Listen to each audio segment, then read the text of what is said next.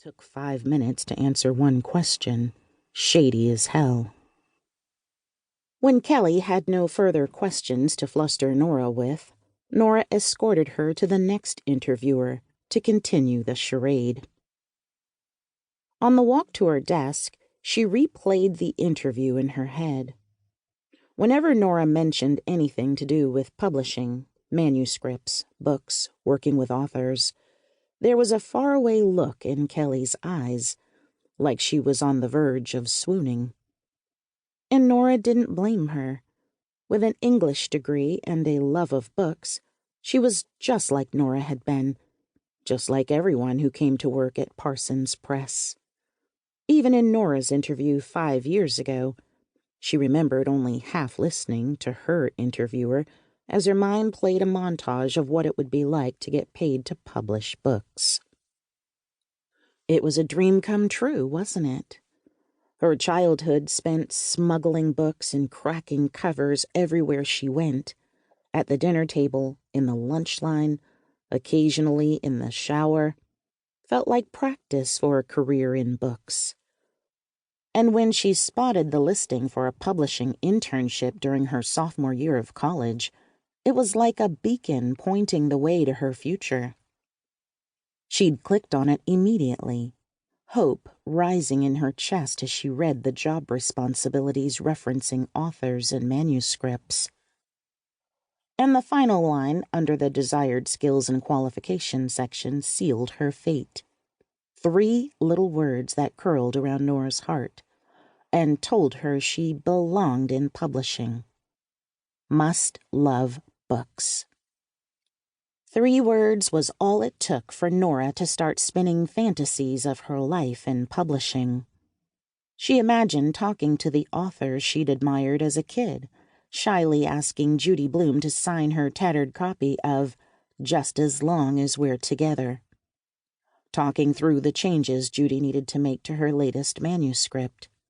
Shaping books readers might cling to, the same way Nora clutched her own books, like a lifeline. When it sometimes felt, growing up, that books were her only friends, the thought of being an editor and connecting books to those lonely and quiet readers like herself made Nora feel like she could be part of something magnificent. Magnificent was another strong word. She didn't realize then how misguided her fantasies were. Not only was Nora laughably far from being an editor, but all her division published were business books that made her eyes glaze over. Nora tried making it clear in the interview that Kelly could expect to work on only business books, but Kelly was too dazzled by the publishing fantasy to let the words sink in. And Nora, tired and drained and utterly dazzle-free against Kelly's faraway eyes, was once again reminded of 2 certainties. 1, Parsons Press was no dream job. 2, she needed to get out. Nora checked the time. 5 minutes until Beth's goodbye party, and she hadn't even started setting up yet. She hurried to the office kitchenette and got to work, opening the cabinet, grabbing wine bottles by their necks, and hauling them to the boardroom. She noticed, rummaging through the cabinets, that they were out of plastic cups.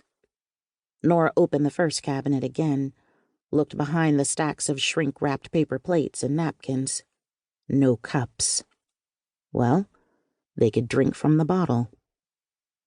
She kept an eye on the boardroom's glass walls while wrestling the lid off the cheese platter.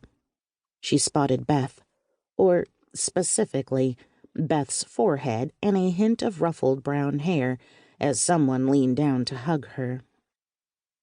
Beth was 5 feet tall, and Nora knew she hated hugs from tall people. Beth smoothed down her hair and got swept into another hug a few seconds later. It was no surprise she was so surrounded. People had been surrounding Beth for the last 2 weeks, offering congratulations, sharing memories, wishing her well. Nora swallowed her jealousy and carried the platter to the boardroom. She edged closer to the conversation Beth was having with their IT administrator. "Oh, I don't know anyone there," Beth said.